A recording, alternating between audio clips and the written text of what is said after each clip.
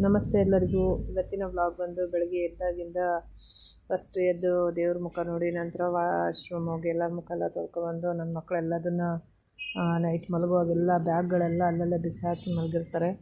ಬರೆದಲ್ಲೇ ಓದಿ ಬರೆದು ಯಾವುದು ಎತ್ತಿಟ್ಟಿರಲ್ಲ. ಅದನ್ನೇ ಬೆಳಗ್ಗೆ ಎದ್ದು ಎಲ್ಲ ಕ್ಲೀನ್ ಮಾಡಿ ಬೆಳಗ್ಗೆ ಎಲ್ಲ ಅವರು ಹೋದರೆ 8:30 ಹೊರಗಡೆ ಬಿಟ್ಬಿಟ್ರೆ ಸ್ಕೂಲಿಗೆ ನಾವು 10:30 11 ಗಂಟೆವರೆಗೆ ಬರೀ ಇದೇ ಕ್ಲೀನಿಂಗ್ ಆಗೋಗುತ್ತೆ ನನಗೆ.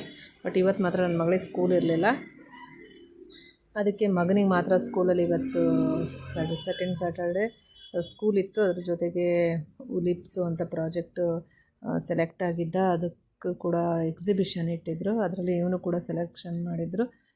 ಒಂದೊಂದು ಕ್ಲಾಸಲ್ಲಿ 3 ಮೆಂಬರ್ಸ್ ಸೆಲೆಕ್ಟ್ ಮಾಡಿದರು. ಇವನು ಕೂಡ ಯಾವುದೋ ಒಂದು ಕೋಡಿಂಗ್ದು ಯಾವುದೋ ಗೇಮ್ ಬಗ್ಗೆ ಎಲ್ಲ ತಿಳ್ಕೊಂಡು ಎಲ್ಲ ರೆಡಿ ಮಾಡಿ ಅವನು ಅದನ್ನು ಇವತ್ತು ಪೇರೆಂಟ್ಸ್ ಮೀಟಿಂಗ್ ಇದ್ದಿದ್ದರಿಂದ ಪೇರೆಂಟ್ಸ್ ಬಂದವರಿಗೆಲ್ಲ ಅದನ್ನು ತೋರಿಸೋದನ್ನೆಲ್ಲ ಇಟ್ಟಿದ್ದರು, ಎಕ್ಸಿಬಿಷನ್ ಇಟ್ಟಿದ್ದರು.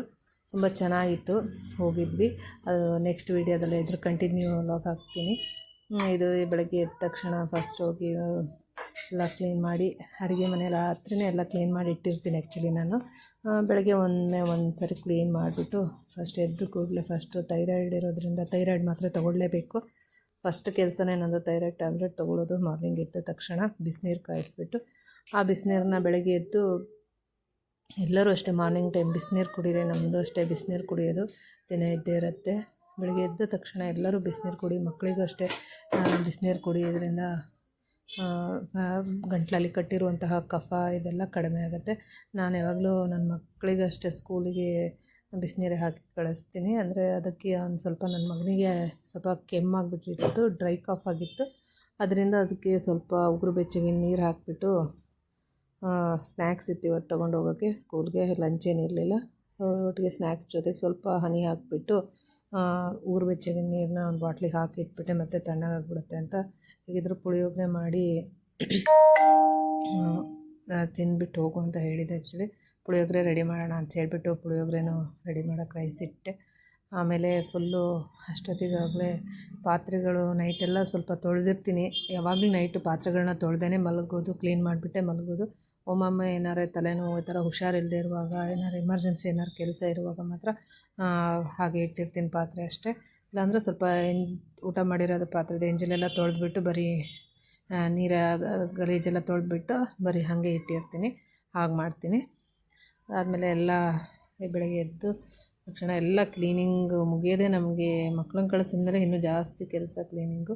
ಇವತ್ತು ಆ್ಯಕ್ಚುಲಿ ನನ್ನ ಮಗಳಿಗೆ ಸ್ಕೂಲ್ ಇರಲಿಲ್ಲ, ಅದರಿಂದ ಅವಳು ಬೇಗ ಎದ್ದಿದ್ಲು. ಬೇರೆ ದಿನ ಹೇಳಲ್ಲ, ಎಷ್ಟು ಸರಿ ಕರೆದ್ರೂ ಹೇಳೋದೇ ಇಲ್ಲ ಅವಳು. ಇವತ್ತು ಸ್ಕೂಲ್ ಹಾಲಿಡೇ ಅಂತ ಅವಳಿಗೆ ಅಲಾರಾಮ್ ಇಟ್ಕೊಂಡ್ಬಿಟ್ಟಿರ್ತಾರೆ ಅನಿಸುತ್ತೆ ಮಕ್ಕಳು. ಅದರಿಂದ ಇವತ್ತು ಸ್ಯಾಟರ್ಡೆ ಅಲ್ವಾ, ಸ್ಕೂಲ್ ಇಲ್ವಲ್ಲ ಐಡಿಯಾದಲ್ಲಿ ನನ್ನ ಜೊತೆಗೆ ಎದ್ದುಬಿಟ್ಲು. 6:30ಗೆ ಎದ್ದು ಕೂತ್ಕೊಂಡಿದ್ದಾಳೆ. ಅಡುಗೆ ಮನೇಲಿ ಬಂದು ಕಟ್ಟೆ ಮೇಲೆ ಕೂತ್ಕೊಂಡ್ಬಿಡ್ತಾಳೆ. ಅದಾದ ನಂತರ ಅವಳಿಗೂ ಸ್ವಲ್ಪ ಬಿಸಿನೀರು ಕೊಟ್ಟೆ ಕುಡಿಯೋಕ್ಕೆ. ಅವಳು ಅದೇ ಅಭ್ಯಾಸ ಮಾಡ್ಕೊಂಡಿದ್ದಾಳೆ. ಅವ್ರು ಸ್ಕೂಲಲ್ಲೂ ಕೂಡ ಅದನ್ನೇ ಹೇಳ್ತಾರೆ, ಬೆಳಗ್ಗೆ ಎದ್ದು ಮಾರ್ನಿಂಗ್ ಸ್ಕೂಲಲ್ಲಿ ಮಕ್ಕಳಿಗೆ ಯಾವಾಗಲೂ ಬಿಸಿನೀರು ಕುಡಿ ಎದ್ದ ತಕ್ಷಣ ಅಂತ ಹೇಳ್ತಾರೆ. ಅದರಿಂದ ನಾನು ಕೂಡ ಅದೇ ಅಭ್ಯಾಸ ಮಾಡಿಸಿದ್ದೀನಿ. ಬೆಳಗ್ಗೆ ಎದ್ದ ತಕ್ಷಣ ಸ್ವಲ್ಪ ಬಿಸಿನೀರು ಕೊಟ್ಟೆ ಅವಳಿಗೇನೋ, ಅವಳು ಕುಡಿದ್ಲು. ಆಮೇಲೆ ಅದಾದಮೇಲೆ ಮತ್ತೆ ಬೋರ್ವಿಟ ಹಾಕಿ ಕೊಟ್ಟೆ. ಏನೂ ಕುಡಿಯಲ್ಲ ಅವಳು ಆ್ಯಕ್ಚುಲಿ. ಯಾವುದೇ ಹಾರ್ಲಿಕ್ಸು ಬೋರ್ವಿಟ ಪೀಡಿಯಾಶ್ಯೂರ್ ಯಾವುದು ಕೊಟ್ಟರು ಕುಡಿಯಲ್ಲ. ಸ್ವೀಟ್ ಇಷ್ಟ ಆಗೋಲ್ಲ. ಏನಾರೇ ಡ್ರೈ ಫ್ರೂಟ್ಸು ಪುಡಿಗಳನ್ನು ಮಾಡಿದ್ರೆ ಅದನ್ನು ಕೂಡ ಹಂಗೆ ಇಟ್ಬಿಟ್ಟು ಓಡೋಗ್ಬಿಡ್ತಾಳೆ. ಅವಳಿಗೆ ಬರೀ ಹಾಲು ಕೊಟ್ಟರೆ ಅದನ್ನು ಕುಡಿಯಲ್ಲ. ಒಟ್ಟು ಏನು ತಿನ್ನಲ್ಲ ಅವಳು, ಇಷ್ಟಪಟ್ಟು ತಿನ್ನೋದಿಲ್ಲ. ಏನೋ ಖಾರ ಅಂದರೆ ತಿಂತಾಳೆ, ಬಟ್ ಬೆಳಗ್ಗೆ ಒಂದು ಸ್ವಲ್ಪ ಎನರ್ಜಿ ಬೇಕಲ್ವಾ ಅಂತ ಟಿಫನು ಸರಿಯಾಗಿ ತಿನ್ನೋದಿಲ್ಲ ಅಂತ ಹೇಳ್ಬಿಟ್ಟು ಸ್ವಲ್ಪ ಹಾರ್ಲಿಕ್ಸ್ ಕುಡ್ಕೊಂಡು ಹೋಗಲಿ ಅಂತೇಳಿ ಮಾಡ್ತೀನಿ. ಅವಳು ಏನು ಹಾರ್ಲಿಕ್ಸ್ ಯಾವಾಗಲೂ ಚೇಂಜ್ ಮಾಡ್ತಾನೇ ಇರ್ತೀನಿ. ಹಾರ್ಲಿಕ್ಸು ಬೋರ್ಬಿಟ ಕಾಂಪ್ಲಾನ್ ಹೀಗೆ ಚೇಂಜ್ ಮಾಡ್ತಾನೇ ಇರ್ತೀವಿ ನಮ್ಮ ಮನೇಲಿ. ಆದರೆ ಅವಳು ಮಾತ್ರ ಕುಡಿಯಲ್ಲ, ಸರಿಯಾಗಿ ತಿನ್ನೋದಿಲ್ಲ. ಬರೀ ಹಾಗೆ ಕೊಟ್ಟರೆ ತಿಂತಾಳೆ ಬಾಯಿಗೆ ಹಾಕ್ಕೊಂಡು.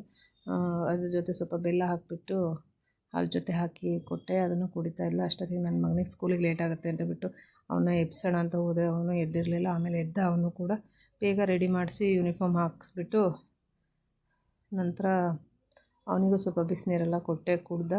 ಅದಾದ ನಂತರ ಅವನು ಸ್ಕೂಲಿಗೆ ಬಿಡಬೇಕಿತ್ತು. ಇವತ್ತು ನಮ್ಮ ಮನೆಯವ್ರು ಇರಲಿಲ್ಲ, ಊರಿಗೆ ಹೋಗಿದ್ದರು. ಸೊ ನಾನೇ ಬಿಡೋದಿತ್ತು ಇವತ್ತು ಸ್ಕೂಲ್ಗೆ.